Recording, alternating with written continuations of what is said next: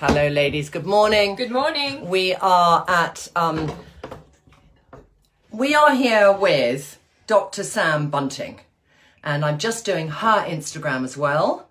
Let's just see if it's going to come live. Yes, we're now live. Go. Good morning, everybody, and Sam Bunting's Instagram. Hello. We thought we want to include you. And hello, good morning, everybody. I'm sorry we're late. I'm here in the bathroom with Dr. Sam, who is a dermatologist recommended to me from Teresa Tomei. And I love you, Teresa. You work a lot with her. Yeah, she's awesome. And I thought it would be really interesting to get a dermatologist in the bathroom who has your reputation to me is a woman who's not in a white coat behind a desk, because I think the old-fashioned dermatologist, remote, you mean? Kind of very remote, yeah. and talking high-tech gobbledygook, not wanting you to know the details and just giving you a prescription. I hope not. No, I'm saying Samantha that's what the old. No, I'm saying that's the old-fashioned dermatologist. What he's like. Absolutely. So, my first dermatologist was a Dr. Gold, who was, when I saw him, about 83 in Harley Street when I was about 20, and I had very bad acne, and he was just absolutely dreadful. He's probably passed away now. But anyway, we want to talk this morning. We've got questions from Sam. You put up a post recently, so we got questions on that. And I did ask you ladies only 20 minutes ago what you'd like to be talking about today. But our main focus, Sam, and what drew us to you is Teresa said you are phenomenal around rosacea, and I have a lot of viewers who have rosacea and they never know what strength products they can use, because they'll always say to me when I recommend a product, can I use that if I have rosacea? Yeah. So I think it'd be really good to understand what category of ingredients are open to you if you have rosacea. What is rosacea? So we're going to have a chat about rosacea. I'm giving a heads up on the show. Awesome. We're going to have a chat about scarring and what you can do for scarring, because some people might have acne scarring. Your thoughts, I've got my thoughts. We'll share our thoughts. Amazing. And then we'll take questions as well. In the bathtub, we have, introduce yourselves. Francis, who's come with Sam, and we've got Lily. I will show you. In fact, let's just friends now. Fearful of everything going wrong. That's how we do our lives. There's Sam and Lily. Okay, but it's really very jolly. It's really so that we can get all the questions that we need. And I'm just going to show you a lovely group there, Sam. And there we go. There in the bathtub, taking your questions. All right, because we are a high-tech company. It took us bloody forever to get this sorted. No, I'm not. But you. No, we're good. We're good. We're in control again. All right. Lovely. And we'll take questions on makeup stuff at another time, because this is really about dermatology. So, Sam, I'm going to start with one or two things. Yes, please. Why do people get rosacea? So it's super common. At least 1 in 5, maybe, in Northern Europe get a tendency to rosacea. Now, that might just mean a long flush or blush. Yes. That can typically start around your 20s. Yeah. And then it might evolve into an actual rash across the middle of the face with spots. And the reason the term acne rosacea came about is because you get papules and pustules, a bit like in acne. When you have very extreme when you rosacea. have active inflammatory rosacea. Is it misdiagnosed ever? Do some people who Oftentimes, don't yes. go see a dermatologist think they just have really bad acne? Well, red face is like a common diagnosis in in medicine. And so seborrheic eczema, which is the same as dandruff but on the face, can look a bit like that. Tell them. Yeah. Lupus can look a bit like that. There's all sorts of things that can look a bit like rosacea. But it's usually quite easy to diagnose, and usually What I can age just do say people normally get it? What age from do they 30. start? Can be younger, but typically a bit later than with acne. Really? So you wouldn't get it as a teenager? It's not typical. You can see I it, but didn't it's know rare. that. Yeah. So acne typically teens, rosacea a little bit later on. All right. You can get both. And what is the darkest skin tone that you've treated that has rosacea?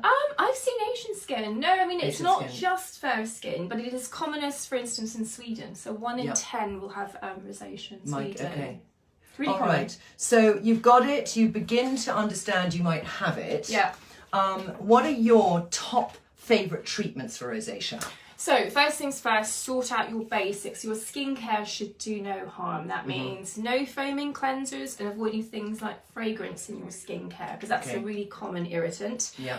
I tend to not recommend physical exfoliation because that's, again, quite irritating and can make things worse. Sunscreen is absolutely your friend, but it has to be the right type of sunscreen. So all physical sunblock tends to work best. So like a zinc dioxide? Exactly, or titanium, dioxide, And they often give a little bit of camouflage as well, which is quite nice. So a tinted all physical SPF is one of my favourite things to give people with rosacea. Then you really just have to handle the skin with real care. So I tend to skip flannels, really just advocating the use of the fingertips for cleansing.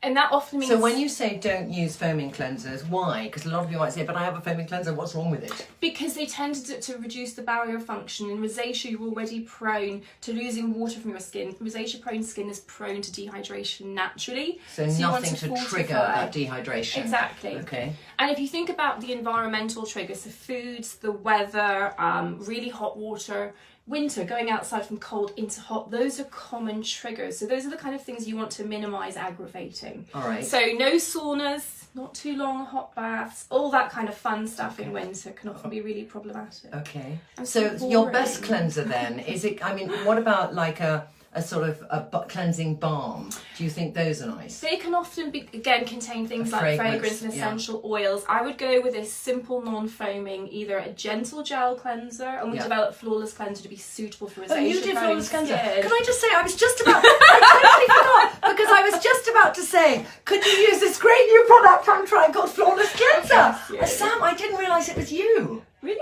No. Oh, that's just so fucking weird. I mean, how this is a good moment for you. It is such a, I'm so embarrassed because I've been using it for 2 weeks and I love it so much. Really? I think it's gorgeous. Oh, people, this is a real moment. Okay. I really think it's an amazing cleanser because I had been using Herborivist, that one. I've been using de Mamiel. I've also been using Nanette de Gasp, and I keep going back to this cleanser, and what I like, I don't know what's in it, but I feel it's like a gel and a balm had a baby. You know what? That's exactly what one of the journalists said to me, and that wasn't the intention. It's just meant so to be. Excited that you're in the bathroom. That is your cleanser. Okay, yes, okay. Good. I don't. Do I have one here? If I don't have one here, we'll put it on the blog later because I've got it at home. And many of you think this is my home, but it's now been overtaken by my office. So I will put that up. But it's a lovely white bottle with a pump in it. It's got handwriting. Yes, great. Okay. There you go. Yes. So yeah, that was why we developed it. So it was suitable for acne-prone skin, but also for rosacea-prone skin. No fragrance, non-drying, doesn't leave you that tight wind tunnel feeling. So it doesn't prevent you from then going on to using active ingredients subsequently, and it rinses really nicely clean. Very nicely. I mean, I do it with a hot flannel, but you do it with water. If you can cope with it, it's fine. I mean, the idea is just to minimise irritancy. That's all. And rosacea people, they know their own skin. They know when they're doing too much. Can I just say, if any of you have rosacea, you've got to buy this cleanser because it's a great cleanser. Okay, so cleaning your skin without irritating it. Do no harm. Yes. But what about treating it? What things can you do at home to kind of break the flare? So it can be tricky. That's the first thing to say. But if you're a little bit spotty and a little bit red, the first ingredient I would tend to try that's available over the counter is azelaic acid. You guys will know I talk about this ingredient a lot. Yeah.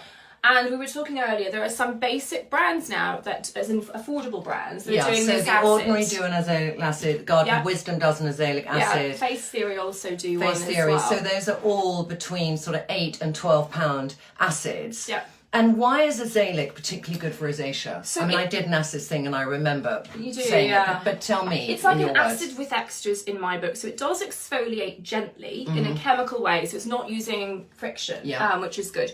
But it really dampens down the process. So I liken rosacea to being like the fire alarm going off in the kitchen when the kettle boils and not when the oven is on fire. So it's too early. Our defence mechanisms are there for a reason, you know, to keep us out of the sun, to sort of minimise damage from chafing winds in the cold. But in rosacea, it's all happening too soon. Yeah.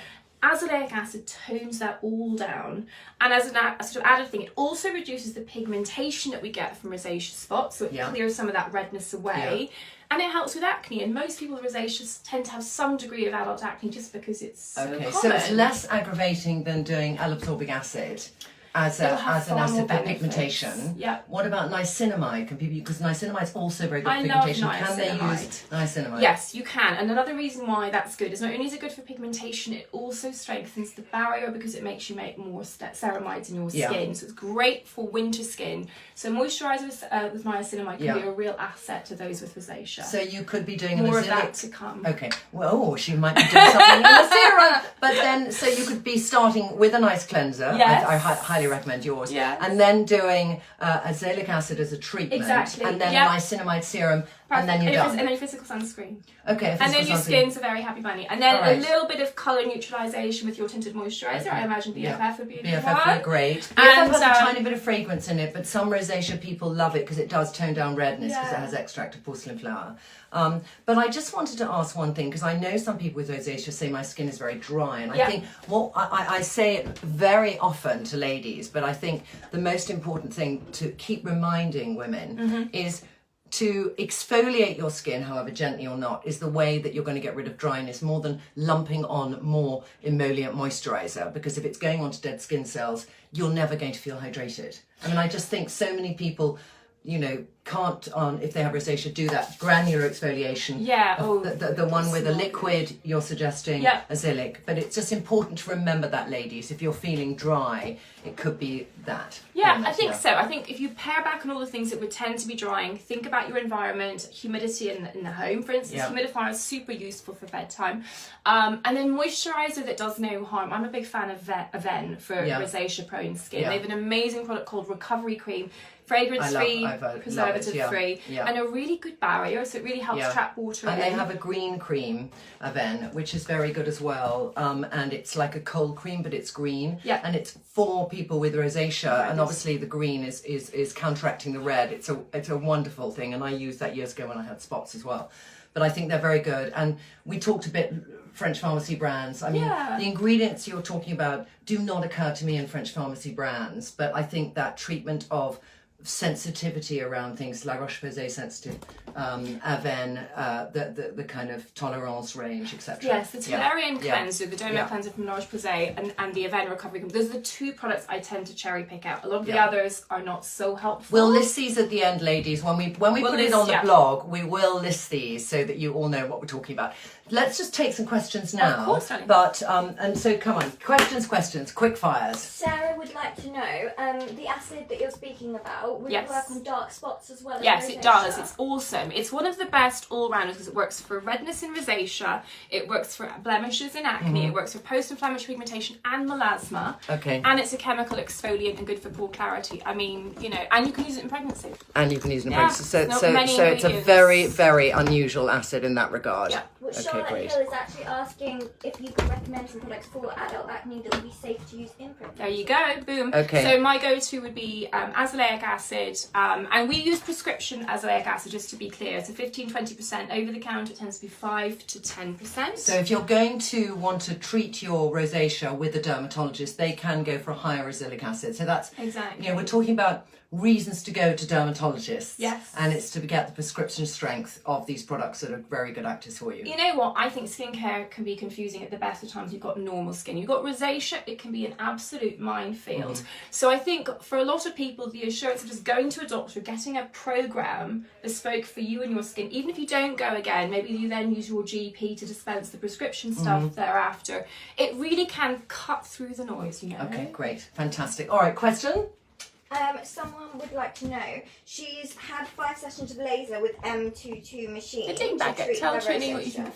Nadine Baggett, what she's saying, tell Trinny what you think of essential oils. Nadine knows what I she's feel so about doing that. You know what? I know, but I love an essential oil, Nadine. I know you don't like one. Depends on Caroline your likes skin. an essential oil. I know. We'll come back to that question. Sorry, your question first, because it was a good question, Lily. We're digressing. Sorry, I Yes, know. yes. Cal Pierce has said she's had 5 sessions of laser with M22 machine. What else can you recommend that she can take internally? Internally for rosacea? For the redness part. Yes. Redness is really difficult. So what happens is you get, you know, What about burdock root and zinc?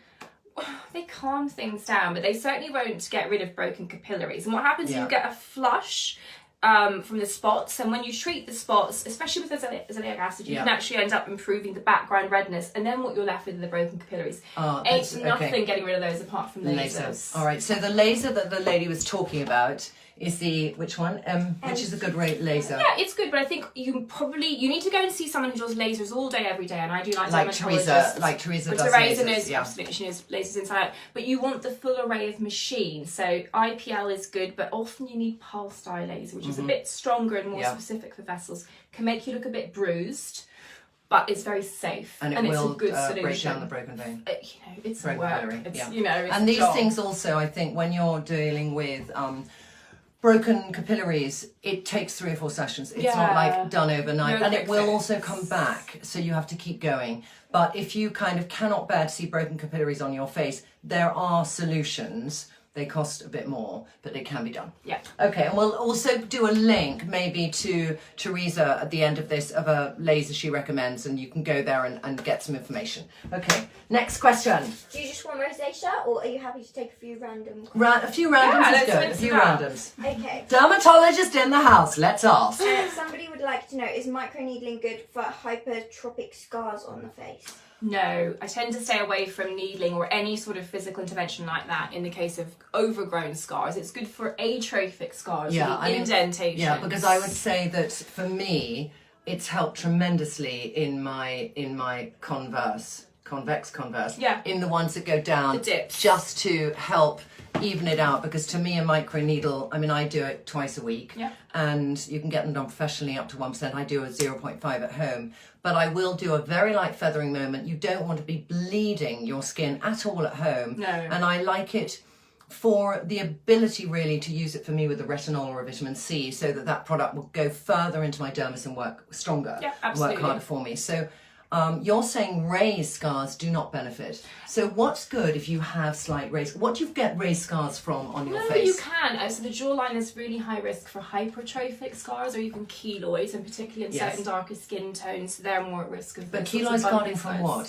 From acne scarring. From acne scarring. So it would go up. And if adult acne is typically happening on the jawline, that's a high risk for those kind of scars. If you're genetically predisposed, what's the solution? You just be unlucky.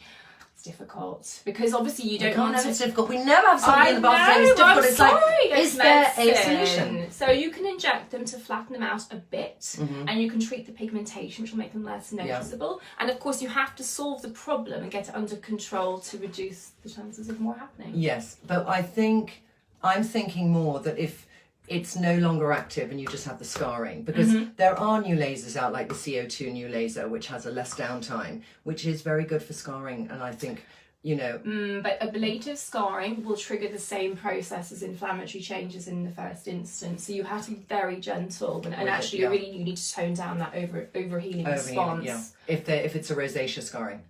It's more common without ordinary acne. Ordinary acne. Yeah. Okay, great. And you don't want things to trigger it. I mean, I do think that if you're 40 and you've got that beginning of separation from acne in your teens, CO2 laser is a very good way to reduce that scarring if you want to do an extreme treatment on it. I agree. The surfacing lasers are great for atrophic scarring, not for hypertrophic scarring. All right, next question. Nadine has said, Sam, laser has never worked around my nose. What about sclerotherapy? It's hard around the nose. The best thing really is sclerotherapy. So I love Nadine getting in on the action.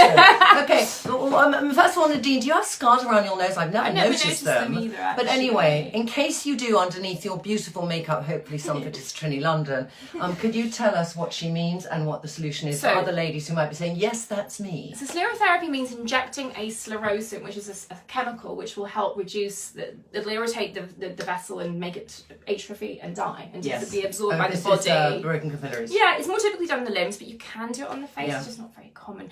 Usually pulse dye at the right levels will sort out nasal vessels. They are high risk for coming back though, and sometimes they're deep, so it can be challenging. But pulse dye laser would be the way I'd go. And I think also when you're looking at broken capillaries on any parts of your body, some people do believe they'll do a very effective thing by doing an ultrasound first. They want to check if there's any problems that are actually more medical than just superficial. So if you go and see a dermatologist and you're thinking, I've got a few broken capillaries, check they do that. because some don't and they just treat surface, and I think you always need to check there isn't an underlying issue. That's just me. Okay, yeah. And then Cree Espen has asked, why has skin on her top lip changed to a white grey colour after menopause? She said a few other women have had similar things. White grey colour after menopause. I can't give the answer.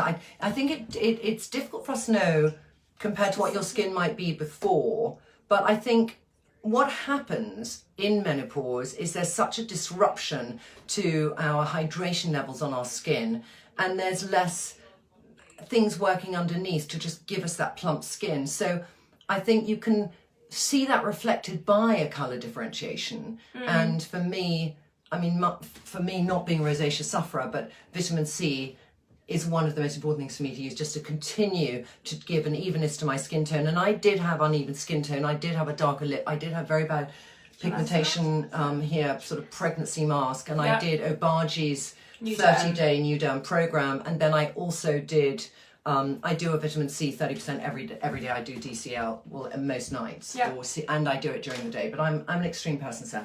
Okay. No, but I think one thing to say about menopause is you lose a third of your collagen in the first 5 years. So if it's going to thin down around here, it may reveal pigmentation that was latent and is more visible now. Yes. So I think keys are sunscreen and retinoids. Retinoids are the most important ingredient in terms of keeping your collagen stores going. We did something on retinols before, so you can go to Trinny London Tea Time and see my Secret 7 retinols. And I think the most important thing if you're going on a vitamin A retinol program is you need patience, and you will not really see, you'll see more dryness before you then see a resurfacing of the skin. So I think it's like an 8 to 12 week process, and you need that patience. And in week 3 and 4, you're going to think, I want to stop, my skin looks so dry. That's when you've got to push on through, and just put a facial oil on top. Just put something on top to give you hydration. Okay, all right. Heidi would like to know, she's not sure if she has rosacea on her chin or if it's broken capillaries or thread veins, so how does she tell the difference?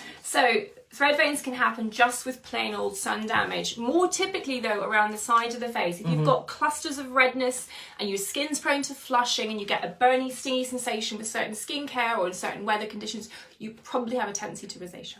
All right, so therefore she's saying what to do for them. And I think it's the, you know, also when somebody says broken capillaries and thread veins, they're sort of the same, aren't they? Yeah. And I mean, is it they're just part a of different rosacea and they're part of sun damage, and sometimes they're just there. I mean, I have a couple, I don't have either particularly. So I think it's about getting a diagnosis if there is one, and if there isn't, then laser and the same things we talked about earlier will be fine. Okay, great. All right. Margaret has reoccurring blackheads on lip line. She likes the Dr. Sam approach to lipstick, but it's too waxy. Oh, okay. What's your Dr. Sam approach? I'm not sure. A nude lip and a nude lip liner. But maybe the products I recommended haven't suited her. I mean, blackheads, you need the same sorts of things we talked about. So skincare that's non-comedogenic and won't clog you up. Yeah. Retinoids. And then good sunscreen to protect the area around the lip. And then you should be fine with whatever lipstick you fancy. I've never consciously chosen to recommend non-comedogenic lipsticks. I would say also that, you know, by using different acids, you can really help blackheads. But you need a good facial once a month. You need somebody to go in professionally and get to the bottom of that pore and get stuff out. Because I think if you're never getting down that far with the products you're using, you need somebody professionally to really have a good clean out. And then my silliest thing, but I think happens to so many women, is they go and have a facial and they're leaving with their skin at its most open to any bacteria, you know, because it's so clean. And then they're on the tube and they go like that with their hand. And I think a lot of blackheads occur around here because people forget the bacteria we carry in our hands, and they do that. And also, you're on your phone, and your phone has more than on the toilet seat, I'm afraid, ladies. So when you're like this on the phone, it'd be interesting for you to check, I have to say, and I don't know if you've ever noticed it, have you got more blackheads on one side than the other? Just putting it out there. I'm putting it out there because I do think, I'm very aware now of how dirty my phone might be, and I'm thinking of my solutions, and I'm a germophobic. Okay, next question. I think one thing to say is check your lip balm for ingredients that could be clogging up. I think that's a really common product, and I tend to go for really simple lip balms, pure lanolin. Have you tried our lip balm? No, I need to try some of the stuff. Yes, you need to try some of the stuff. Okay. So for those of you on her channel, I think we should do a little makeover at the end. Yes, not a makeover, but just, you know, do a little product moment. Okay, yeah. Okay, think Dr. Sam has some Dr. questions. Sam. Dr. Sam question. Yes, hello, Hit me. Dr. Sam. Hit me, Sorry. Francis. Hello. I know. Desperately. Why is my rosacea only around my nose and chin? Because that's where rosacea happens. By definition, it's a central facial disorder. And how do I know if it's rosacea full stop? I'm 26 and I'm starting to have a small amount of redness on my cheeks. Okay, so it's possible you're on the rosacea spectrum. So that means a prolonged flush, maybe some redness that's persistent for 3 months. And if you look at your parents, one of them has a rosy complexion. So you've got a pretty good chance of having a diagnosis of rosacea. Doesn't have to mean, you know, the end of the world or rushing off to the doctor. Just do the simple skincare tips we talked about. Try something like azelaic acid, which I think is a very good ingredient for not only helping in the short term. More than mandelic. I think much more useful. Yeah, okay. Yeah, I mean it's on prescription for Yeah. a reason, you Yes. know. So it's got lots of benefits, and it's really versatile. So, but you're talking about a 15% prescription for those who have Yeah. joined azelaic acid. But if you think about it, that actually is treating a more severe audience with a higher percentage. So by definition, the worse you are, the higher you want to go, you know? No, but I'm just saying they have to it's come to quite you for the well prescription. But over the counter, I'd say Yeah. is a good place to start. Okay. And then the niacinamide is a good backup Yeah. in terms of smoothness, because oftentimes rosacea skin is quite dry and a bit flat looking, so it lacks a bit of glow, you know? Yes, exactly. Okay. The doctor has suggested oral antibiotics for mine, but I'm keen to avoid. Should I take them or stick to topical treatment? Depends on severity. We use antibiotics a lot, but we tend to do it for defined periods of time. But if you've got a lot of spots, if you've got a lot of actual red bumps with whiteheads on them, and it's causing you distress, it will be something that will speed the process up. And there is a low-dose antibiotic in the form of doxycycline, which comes under the body's radar for antibiotics, so you're just harnessing its anti-inflammatory effect, and your tummy and everything else should be fine. And if you couple that with a probiotic and prebiotics in the form of good fibre in your diet, you'll probably get away with it. 3 months, then stop and carry on a topical programme. And that tends to be a good approach for the sort of management in the short and long term of rosacea. I mean, I think we've got different approaches to rosacea here. I think you and Shabir, who I talked to a bit about rosacea, come from different ends, but obviously want to treat the same way, and there's a lot of commonality in ingredients. But if you do want more holistic approach and you don't want to do antibiotics and you're a very holistic person, we did a whole thing on burdock root and zinc and on different, like thyme out, which is this remedy using thyme for rosacea and eczema. But I think some people are one or the other. And for my severe acne, I did do Ractane for a year in the end. Yeah. So I really, you know, and I took every antibiotic. I took Minocin, tetracycline, all of them, Dianet, you know, as a pill. So it just depends who you are and how much you want to just go for a medical solution or a slower, I think always, a more natural solution. And because diet, I think, plays, a lot of people who have rosacea tell me they stopped stimulants, they stopped tea, they stopped coffee, they stopped red wine. Caffeine's you know, and I think it's really important to discuss the element of that. Of course. That it kind of. Okay, I agree with you, and I think any good doctor talks to you about your triggers first and foremost. I mean, I don't in any way, you know, hand out antibiotics like, you know, there's no tomorrow. I suppose people who find their way to me probably already have chosen. They've tried everything. And they've opted for a medical route because, you know, that's perhaps, you know, what feels right to them. But I agree with you, there's lots of different routes to the same outcome.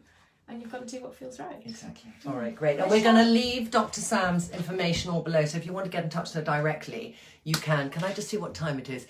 I just want to say we're going to stop before 11 because it's Remembrance Sunday in England. And we just want to do a minute's silence. So it's better that we got 9 more minutes. And I had 3 relatives of mine who died in the First World War. But it's every war. But I just want to mention that. It's something important. Okay. Yes. Okay, cool. So Michelle says that her daughter finished a course of Ractane about a year ago. Yeah. Initially her skin was very clear, but now it's starting to come back. She washed her face with the derma wash from the pharmacist. But are there any products that can help her, like salicylic acid? How long did she do the Ractane for? She hasn't said. I mean, can I just say my experience was I had very severe acne.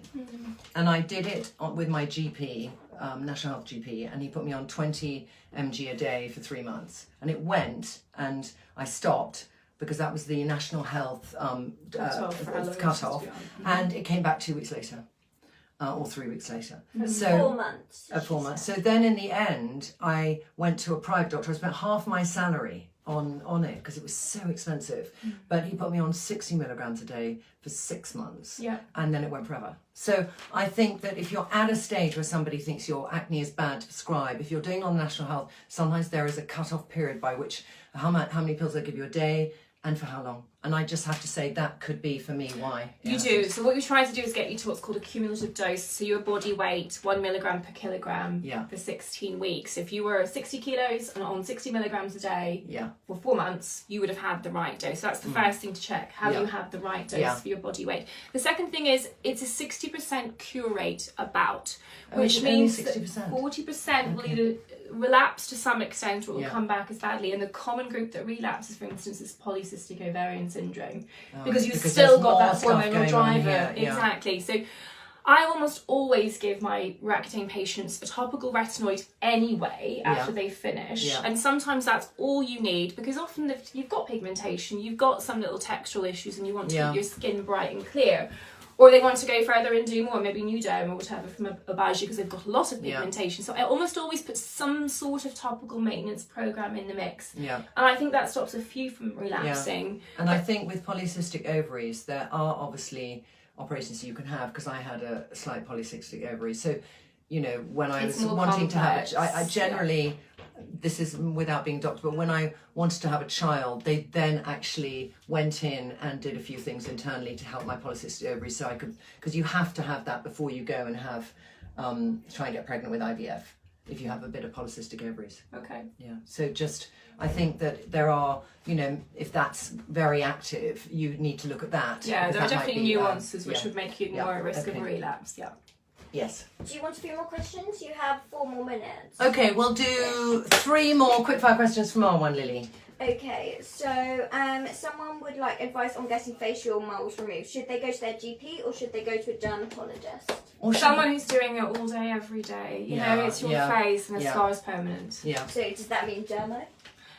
I think so, yes. Yeah, I would say. And also I think that from a diagnostic point of view as well, you may not need it out. A dermatologist can probably give you more reassurance in that instance. Exactly, because I think it might bother you more than everyone else. People might be very used to it on your face, but if it bothers you enough that you just see it every moment, you also have to be aware of the scar depth it might create to remove it, depending on what's underneath. Would you say? Because some people might think it's just going to be a flat scar, and it depends what kind of mole it is. Completely. I think you have to know exactly what it's going to look like to know if it's a benign mole, but I think if it's a suspicious mole, you want someone who knows what they're doing and does this all day, every day. Okay, good advice. Jacqueline has lots of white bumps under her eyes, so concealer looks cakey. She's been told they're calcium deposits. Is there anything that can be done? They are milia, aren't they?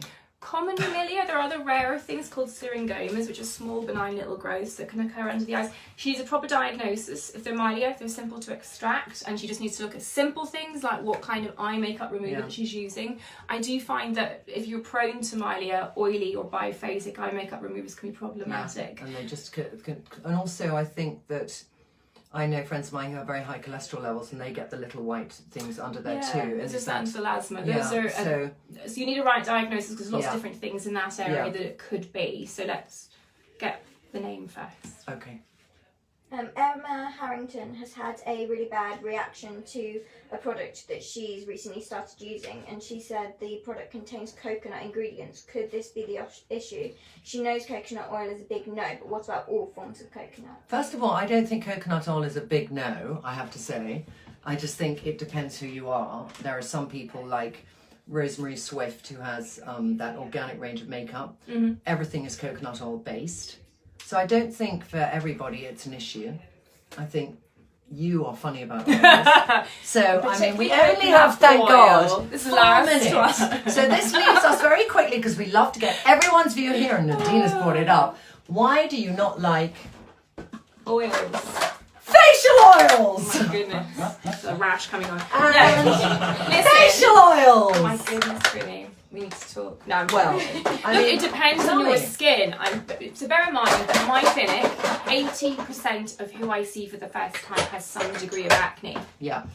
And I see people who are, you know, caught up in what's trendy. And I'm afraid I am, in skincare, quite anti-trend in the main, because simple me too. and clean stuff works best. So what I tend to recommend is a simple, non-clogging regime, and then the active ingredients. But you're mainly saying this in treating of people with Problem skin condition, skin, problem yeah. skin. So And that's my business. and that's if your you like. business. So because I would say rosehip, I love, and people who have a red, like Susanna, who has a red skin, this saved her skin. Rosehip. I just have to put that out there. Mm-hmm. But I think that there's amazing facial oils. Mm-hmm. If you don't have things that are triggered by facial oil. So I'm not triggered by fragrance at all. Yeah. So I can put any very potent things on. I think also there's some wonderful organic brands that have Sampha, which is a retinol natural alternative, and I kind of like what it can do. So I just want to put this barrier here.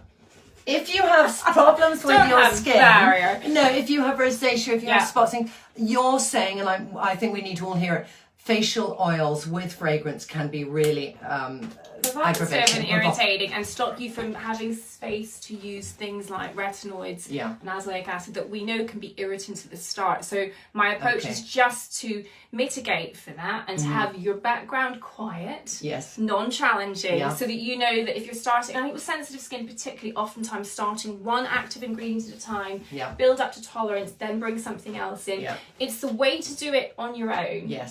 In a safe and to monitor and it. non-scary fashion. You put too many things in the mix that have potential for irritancy. You don't know where you are. Is it the retinoid? I think that's so true. Is it the fragrance? So true. It's just a bit of logic and a bit of patience, something that we're often not very good But I with. think that's incredibly good advice, actually. I really like that advice, because I think so many people will say, my skin is behaving this way.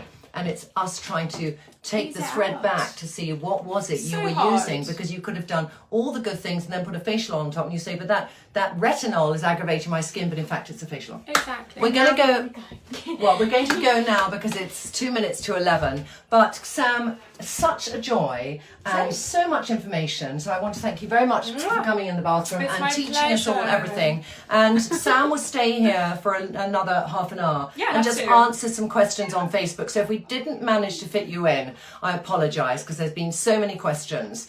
And we'll catch you all soon. It's a lovely day. Go and have a wonderful day, ladies. Happy And Sunday, boys, guys. bye. Bye. Bye. And I'll just do that, close that. Oh.